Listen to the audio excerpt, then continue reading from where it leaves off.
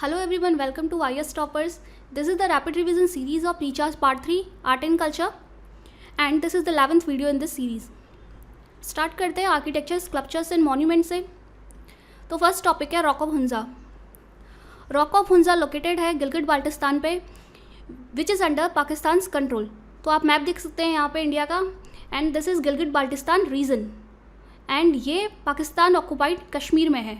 Okay so यहाँ पे ये रॉक ऑफ हुंजा लोकेटेड था और हुआ क्या कि यहाँ पे कुछ रिपोर्ट्स आई वेंडलिज्म की और जो ये रॉक है इसमें कुछ बुद्धिस्ट रॉक कार्विंग्स हैं. ठीक है, कुछ ऐसी पेंटिंग्स बनी हुई हैं, कार्विंग की गई है. तो यहाँ पे इसे वेंडलिज्म किया, इनको डिस्ट्रॉय करने की कोशिश की गई. अब इसका इंपॉर्टेंस क्या है रॉक ऑफ हुंजा का कि ये एक सेक्रेट रॉक है जो कि तिब्बतीन बुद्धिस्ट होते हैं और जो लद्दाख के बुद्धिस्ट होते हैं बेसिकली उनके लिए ये एक सेक्रेट रॉक है. ओके और ये जो रॉक है this dates back to first millennium AD, that is first AD से लेकर के 1000 एडी के बीच में ये जो कार्विंग्स हैं तब की हैं. और ये रॉक है it is divided into 2 portions, upper portion and lower portion.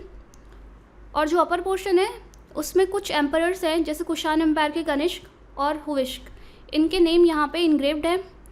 और तुरुका किंग रामादूसा, उनके भी हम यहाँ पे इंस्क्रिप्शंस देख सकते हैं इन रॉक्स पे.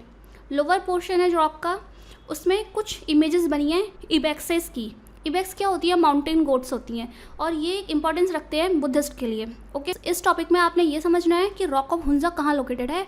तो ये लोकेटेड है गिलगिट बाल्टिस्तान पे और ये एक इम्पॉर्टेंस रखता है बुद्धिस्ट के लिए, लद्दाख के बुद्धिस्ट और तिब्बत के बुद्धिस्ट. ओके नेक्स्ट टॉपिक है dances and drama. Talamaddale art. Talamaddale art एक एंशिएंट फॉर्म है परफॉर्मेंस की जिसमें डायलॉग्स और डिबेट्स बोले जाते हैं. ओके एंड इसका जो प्रिविलेंस है वो है ये कहाँ प्रैक्टिस किया जाता है? In the state of Karnataka and Kerala. It is derived form of Yakshagana. इसे जानने से पहले हम यक्षगान देख लेते हैं एक बार. यक्षगान एक ट्रेडिशनल थिएटर फॉर्म है कर्नाटका का. ओके तो इसमें क्या होता है, इसमें कुछ माइथोलॉजिकल स्टोरीज बताते हैं, पुराणास, रामायण महाभारत भागवत. तो ये माइथोलॉजिकल स्टोरीज बताते हैं इन होली टेक्स्ट से जो कि in the form of theatre है. तो यहाँ कॉम्बिनेशन होता है डांस, म्यूज़िक, ड्रामा, डायलॉग और मेकअप एंड कॉस्ट्यूम. इस तरह के आर्टिस्ट होते हैं जो मैसिव हेडगियर्स वगैरह पहन के परफॉर्मेंस देते हैं. तो it is a folk theatre form of Karnataka Yakshagana. जो इसका रेसिटेशन मीडियम होता है वो होता है Kannada and it is also performed in Malayalam and Tulu. Tulu is a dialect of south Karnataka. Okay तो जो मोस्ट पॉपुलर एपिसोड्स होते हैं इसके होते हैं महाभारत और रामायण के. तो आप इतना ध्यान रखना Yakshagana is associated with Karnataka theatre form. तो जिस हिसाब से यक्षगान था तो तलामडे आर्ट भी डिराइव्ड है यक्षगान से but it is Yakshagana minus dance, costumes and stage conventions. Means जैसे आप यहाँ इमेज में देख सकते हैं ना यक्षगान की तरह यहाँ पे डांस होता है, ना यहाँ पे ऐसे हैवी कॉस्ट्यूम्स होते हैं और स्टेज कन्वेंशंस का मतलब थिएटर के नॉर्म्स ना यहाँ पे ये फॉलो किया जाता है. यहाँ पे बस डायलॉग और डिबेट होता है और यहीं पे ये सारी माइथोलॉजिकल स्टोरीज बोली जाती है, रिसाइट की जाती हैं. Okay so this is the final difference between Talamaddale art and Yakshagana which is same in the spirit. Okay और ये भी परफॉर्म की जाती है कर्नाटका एंड केरला में. नेक्स्ट टॉपिक है paintings and other art forms. Zardozi art. तो it is a Persian embroidery form. ये पर्शियन एम्ब्रॉयडरी है. जर का मतलब होता है गोल्ड और दोजी का मतलब होता है एम्ब्रॉयडरी. तो ये मेटल एम्ब्रॉयडरी वर्क है, आप ये इमेज में देख सकते हैं. तो ये पहले किया जाता था गोल्ड और सिल्वर के थ्रेड से और इसमें कुछ प्रीशियस स्टोन्स लगते थे. बट अभी जो ये फॉर्म है it is done with the use of copper wires. Under the patronage of Mughal emperor Akbar ये आर्ट फॉर्म अपनी जेनिथ अपनी पीक पोजीशन पर पहुंच गया था but it declined under the rule of Aurangzeb. Important centres जो हैं इसके तो ये है कि लखनऊ जरदोजी है उसको जीआई टैग मिला हुआ है और ये इंडिया के अलावा और भी एशियन कंट्रीज़ में प्रैक्टिस किया जाता है जैसे कि Iran, Iraq, Pakistan, Bangladesh extra. Okay तो आपने ये ध्यान रखना है कि जरदोजी आर्ट क्या है, ये एक एम्ब्रॉयडरी फॉर्म है. नेक्स्ट टॉपिक इज़ तेलिया रुमाल. तो तेलिया रुमाल को जीआई टैग मिला है और ये बिलोंग करता है तेलंगाना स्टेट से. Okay GI tag of Telangana. जो ये रुमाल है या फिर जो उसका क्लॉथ है तो इसमें क्या होता है, दिस इज़ मेड हैंडमेड, हाथ से बनाया जाता है and it is worked on with a cotton loom और जो ये प्रोसेस होती है ये एक ट्रेडिशनल हैंडलूम प्रोसेस है। अगर किसी और मैकेनिकल मीन से इसे बनाया जाता है तो इसकी क्वालिटी डिग्रेड हो सकती है, तो इसीलिए यहाँ का जीआई टैग है, स्पेशल रेफरेंस रखता है इधर से। जो ये आर्ट फॉर्म है इसमें जो कलर्स यूज़ किए जाते हैं वो है red, black and white. Okay, and it is a form of ikat tradition. IKT, ikat tradition का मतलब होता है tie and die method. That is पहले जो यार्न्स होते हैं, फैब्रिक होता है, उसको डाई किया जाता है, कलर किया जाता है और उसके बाद उसको वीव किया जाता है। ओके, और जो ये क्लॉथ है तो इसका हिस्टोरिकल इम्पोर्टेंस ये था कि जैसे जो निज़ाम थे आंध्र प्रदेश के, तो उनके कोर्ट में भी ये काफ़ी पॉपुलर था, उनके ऑफिसर्स इनको इसको यूज़ करते थे। और अरब्स जो थे मिडिल ईस्ट के, वो भी इस क्लॉथ का टर्बन्स के फॉर्म में यूज़ करते थे।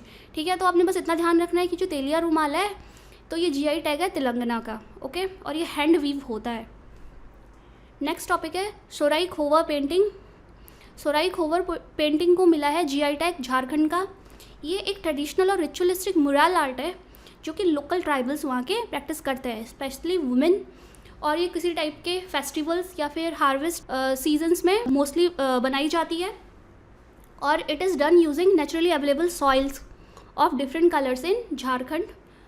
ओके, तो इसमें जैसे लाइन्स, एनिमल्स, फिगर्स, प्लांट्स ऐसे यूज़ किए जाते हैं। सो आपने ध्यान रखना है कि Sohrai Khovar painting is GI tag of Jharkhand. Next topic is Warli painting. तो वर्ली पेंटिंग एक ट्राइबल फॉर्म ऑफ पेंटिंग है महाराष्ट्र की। इसके जो रूट्स है वो 10th सेंचुरी AD से एसोसिएट कर सकता है और विमेन मोस्टली इस पेंटिंग में इंगेज रहती है। इस पेंटिंग की खास बात ये होती है कि इसमें जियोमेट्रिकल शेप जैसे कि सर्कल्स, ट्रायंगल्स और स्क्वायर्स ये सब यूज़ किए जाते हैं। और इसमें जो एलिमेंट्स होते हैं डायरेक्ट नेचर के, जैसे प्लांट्स, एनिमल्स, इस टाइप की चीज़ें यूज़ होती हैं। और इसमें कोई भी माइथोलॉजिकल कैरेक्टर या फिर इमेजेस नहीं बनाई होती हैं। ओके, और जो ये इसका जो एसोसिएशन होता है वो वर्ली पेंटिंग का वर्ली ट्राइब से होता है। इनका जो मोस्ट पॉपुलर फॉर्म है वो ये है स्पाइरल फॉर्म, जिसका मीनिंग होता है कि life is an eternal journey. Okay, तो जो इस टाइप के जो ये वर्ली पेंटिंग है इसकी जो इसका रिजम्बलेंस है तो वो रॉक सेंटर्स ऑफ भीमबेटका जो कि मध्य प्रदेश में है, इससे भी मिलता है। अभी यहाँ से एक टर्म आता है भीमबेटका। तो जो भीमबेटका केव्स हैं या फिर भीमबेटका रॉक सेंटर्स हैं, तो एक नेचुरल रॉक सेंटर्स है जो कि लोकेटेड है मध्य प्रदेश में। ओके, तो this is a UNESCO world heritage site और ये लोकेटेड है in the foothills of Vindhyan mountains. यहाँ पे हम इंडिया का मैप दे सकते हैं। These are Vindhyan mountain range. Okay, तो ये इसके फुट हिल्स में लोकेटेड है Bhimbetka caves which is in Madhya Pradesh. और जो ये पेंटिंग्स हैं भीमबेटका में, ये प्री हिस्टोरिक टाइम से होती आ रही हैं। That is they are being continued from palaeolithic, that is old stone age and mesolithic ages, तभी से ही कंटिन्यूड हैं ये पेंटिंग्स। ओके, तो ये वर्ल्ड हेरिटेज साइट है तो ये इंपॉर्टेंट है, आपको उसकी लोकेशन ध्यान रखनी है। तो अब यहाँ से विंध्यास का टॉपिक आया तो विंध्यास के बारे में कुछ बात कर लेते हैं।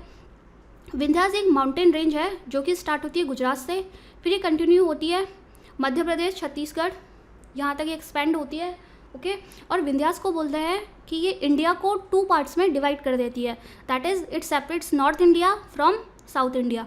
अब यहाँ देख सकते हैं इमेज में कि ये विंध्या रेंज है और ये सतपुरा रेंज है, और ये बीच में जो ये रिवर दिख रही है आपको विंध्या के जस्ट एडजेसेंट जो ये रिवर है, this is the river Narmada. And ये तीनों जो रिवर्स है और ये तापी रिवर है सतपुरा के नीचे, तो ये सब पैरेलल होते हैं। ठीक है, नर्मदा रिवर है, it rises from the Amarkantak hills which are located in Madhya Pradesh. Okay, और जो नर्मदा रिवर है वो फ्लो करती है ईस्ट टू वेस्ट। ठीक है, तो ये सब टॉपिक्स जो ऐसे आते हैं, you can link this topics and practice for UPSC। Fine, next topic is literature and languages. So Tangam language, CM of Arunachal Pradesh has launched a book जो है Tangams and ethnolinguistic study of critically endangered group of Arunachal Pradesh. तो आपको उसके title से ही समझ में आ गया होगा कि ये तंगम्स क्या है, एक कम्युनिटी है, that is they are tribals in Arunachal Pradesh. Okay, and they are critically endangered क्योंकि इनका पॉपुलेशन बहुत रैपिडली डिक्रीज़ हो रहा है। अर्लियर ये लोग रहते थे 25 विलेजेस के आसपास, बट अभी ये सिर्फ एक विलेज में ही कंसनट्रेट हो रहे हैं in the state of Arunachal Pradesh जो कि नॉर्थ ईस्ट में है। ये तंगम लैंग्वेज बोलते हैं जो कि एक ओरल लैंग्वेज है और वो बिलोंग करती है to the Tibeto Burman language family. और जो ये लैंग्वेज है तंगम, ये मार्क्ड है यूनेस्को की जो world Atlas of endangered language होती है उसके अंदर मार्क्ड है एज क्रिटिकली इंडेंजर्ड। ये है यूनेस्को की world Atlas of endangered language के डिग्री ऑफ इंडेंजरमेंट। इसके बारे में हम प्रीवियस वीडियोस में डिस्कस कर चुके हैं। तो तभी भी जो भी लैंग्वेज क्रिटिकली इंडेंजर्ड होती है, इसका मीनिंग ये होता है कि जो इस लैंग्वेज के सबसे यंगेस्ट स्पीकर्स हैं वही ग्रैंड पेरेंट्स हैं या फिर उससे भी बड़े एज के पीपल हैं, जो वो लैंग्वेज वो लैंग्वेज बहुत पार्शियली बोलते हैं। इसीलिए अब ये जनरेशन जब उनकी डेथ हो जाएगी तो ये लैंग्वेज पास ऑन नहीं हो पाएगी, इसीलिए ये लैंग्वेज क्रिटिकली इंडेंजर्ड है। ओके, तो ये एक फैक्ट है कि इंडिया में 196 इंडेंजर्ड लैंग्वेजेस हैं और उसमें से 80 की लैंग्वेजेस नॉर्थ ईस्ट में हैं और अरुणाचल प्रदेश में ही 26 लैंग्वेज इंडेंजर्ड है। Okay, so next topic is festivals. Next topic is Kamakhya temple. तो Kamakhya temple is located in Assam और यहाँ पे एक एनुअल फेस्टिवल होता है जिसे बोलते हैं अम्बुबाची फेयर, अम्बुबाची मेला। तो ये टेम्पल कहाँ पे लोकेटेड है? It is located at Nilachal hills in Guwahati, Assam. Assam में लोकेटेड है Kamakhya Devi temple. It is dedicated to mother goddess Kamakhya. Okay, and जो ये कामाख्या देवी हैं या फिर जो ये टेम्पल है, it is one of the 51 शक्तिपीठ्स।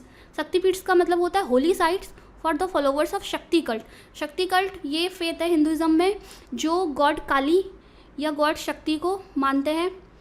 और जो टेम्पल है, it is believe that it is जो माइथोलॉजी बोलती है कि डेमन किंग नरकासुर ने ये टेम्पल बनाया था, बट जो इसके रिटर्न रिकॉर्ड्स हैं वो अवेलेबल होते हैं 1565 AD से, जो ये बोलता है कि ये बनाया था कोच किंग नर नारायण ने। ओके, तो अम्बुबाची फेयर क्या होता है? एनुअल फेयर होता है कामाख्या देवी टेम्पल में जो हर साल लगता है। इस बार कैंसिल हो गया था ड्यू टू लॉकडाउन। ओके, सो ये सेलिब्रेशन होता है जून में और ये फेस्टिवल मार्क करता है the annual menstruation of goddess Kamakhya. Okay, so this was about Kamakhya Devi, Kamakhya temple. Next topic is Natesha. Natesha is a rare sandstone idol जो अभी इंडिया में रिटर्न हुई है after 22 years. So this icon was from Ghateshwar temple, Rajasthan. वहाँ से ये वहाँ की आइकन थी और ये 9th सेंचुरी में बनाई गई थी और ये सैंडस्टोन की बनी हुई है। Okay, and this is made in the Pratihara style of Rajasthan और ये डिपिक्ट करती है लॉर्ड शिवा को। ओके, तो आपने इतना ध्यान रखना है कि नतेशा के बारे में कभी क्वेश्चन आए तो ये सैंडस्टोन आइडल है और ये प्रतिहारा स्टाइल ऑफ राजस्थान के प्रतिहारा स्टाइल में बनी हुई है और ये डिपिक्ट करती है लॉर्ड शिवा को। तो राजस्थान, गुजरात और सेंट्रल इंडिया में मिड 7th से लेके 11th सेंचुरी के आसपास एक डायनेस्टी थी जिसे बोलते थे गुर्जरा प्रतिहारा डायनेस्टी या फिर प्रतिहारा एम्पायर। तो ये रूल करते थे वेस्टर्न इंडिया और नदर्न पार्ट्स ऑफ इंडिया को। ये ओरिजिनेट हुए थे गुजरात में और सदर्न वेस्टर्न गुजरात में। इसके बारे में थोड़ा और जानते हैं। ये आप मैप देख सकते हैं इंडिया का, ये है 900 AD के आसपास। तो जो ऑरेंज कलर में दिख रहा है तो this was Gurjara Pratihara empire in 900 AD India. Okay, तो ये ओरिजिनेट हुए थे यहाँ गुजरात से, एक्सपेंड हुए राजस्थान और फिर टिल असम। सो जो उसके प्रोमिनेंट रूलर्स थे वो थे नागभट्ट 1, नागभट्ट 2, मिहिर भोज, महेंद्रपाल 1। ओके, और जो इसका लार्जेस्ट एम्पायर था एक्सटेंट, इस एम्पायर का जो लार्जेस्ट एक्सटेंट था वो था फ्रॉम राजस्थान टिल असम। और 10th सेंचुरी के आसपास क्या हो गया था कि ये लोकल फ्रैक्शंस में ब्रेक हो गया था, which included Paramars and Chandelas of Bundelkhand. जो ये एम्पायर था ये पेट्रन्स ऑफ आर्ट थे और उन्होंने 1000 हिंदू टेम्पल्स के आसपास बनाए थे। जो गुर्जरा प्रतिहारा स्टाइल ऑफ स्कल्पचर होता है, it is famous for open pavilion style temples. इसका मतलब होता है टेम्पल्स में पिलर्स होते हैं और टेम्पल्स ओपन टेम्पल्स होते हैं विथ पिलर्स, अडोन पिलर्स। ओके, सो उनका greatest development of this style is Khajuraho temple, जो खुद एक यूनेस्को वर्ल्ड हेरिटेज साइट है, मध्य प्रदेश में लोकेटेड है Khajuraho temple. Next topic is Bathukamma festival. Bathukamma festival is a floral festival of Telangana. It is celebrated by women of Telangana. Okay, it is also celebrated in Andhra Pradesh and Maharashtra. और बतुकम्मा का जो literal meaning होता है वो होता है mother goddess कम alive. तो ये सेलिब्रेट किया जाता है ड्यूरिंग दुर्गा नवरात्रि एंड ये डेडिकेटेड है लॉर्ड शक्ति को. ओके, तो इस फेस्टिवल में क्या होता है कि विमेन अरेंज करती हैं ऐसे फ्लावर्स के स्टैक बनाती हैं टेम्पल टाइप्स के, एंड फिर ये वर्शिप करती है इनको. और जो फ्लावर्स होती हैं इनकी कुछ मेडिसिनल प्रॉपर्टीज़ भी होती है. बडुखम्मा जो फेस्टिवल है वो इंडिकेट करता है the beginning of the autumn season. तो आपको इतना ध्यान रखना है कि ये फेस्टिवल कौन से स्टेट में सेलिब्रेट किया जाता है, basically in Telangana. Next topic is Kailash Mansarovar यात्रा रूट। तो बॉर्डर रोड ऑर्गेनाइजेशन ने अभी एक रोड कंप्लीट करी है जो कनेक्ट करती है उत्तराखंड के धारचूला टू लिपुलेख पास, या फिर इसे कहते हैं कैलाश मानसरोवर यात्रा रूट। तो Dharchula is located in Uttarakhand and Lipulekh pass is a tri junction pass which is located in, this is the boundary of Uttarakhand and this is Tibet. It is located in the boundary of Uttarakhand, Tibet and also in Nepal. Okay so अभी तक क्या होता था, ये एक 80 kilometre की crucial road है जो कनेक्ट करेगी धारचूला को लिपुलेख पास से। ओके तो अभी तक जो ये कैलाश मानसरोवर है इसके बारे में हम प्रीवियस स्लाइड्स में जान चुके हैं। कैलाश मानसरोवर यात्रा it is located in Tibet. Okay so अभी तक क्या होता था कि 2 रूट्स थे कैलाश मानसरोवर के तक एक्सेस करने के लिए, one was through Uttarakhand and another one was through Sikkim. But अभी इस रोड से क्या होगा कि जो 5 डेज़ का ट्रैक था वो अभी रिड्यूस हो जाता है इन 2 डेज़ ट्रैक, और ये शॉर्टेस्ट रूट बन जाता है टू रीच माउंट कैलाश। तो इस रूट से रिलेटेड एक कंट्रोवर्सी भी हो गई थी कि जैसे ये 80 किलोमीटर की स्ट्रेटेजिक रोड बनती है तो नेपाल ऑब्जेक्शन बताता है कि ये रूट है ये लिपुलेख पास के कुछ पोर्शन से पास करती है और ये टेरिटरी नेपाल के अंडर है। तो this was in news recently because of this काला पानी डिस्प्यूट। तो आपने ये सब ध्यान रखना है।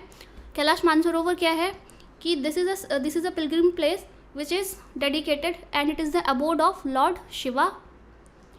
Mount Kailash is located in Kailash range which is in Tibet. Okay और जो ये यात्रा होती है it is organised every year from June to September by the ministry of external affairs. And जो मैंने कि आपको बताया कि 2 डिफरेंट रूट्स हैं, one is through Lipulekh pass from Uttarakhand and another one is through Nathula pass Sikkim. Okay तो ये एलिजिबल है to Indian citizens from the age 18 to 70।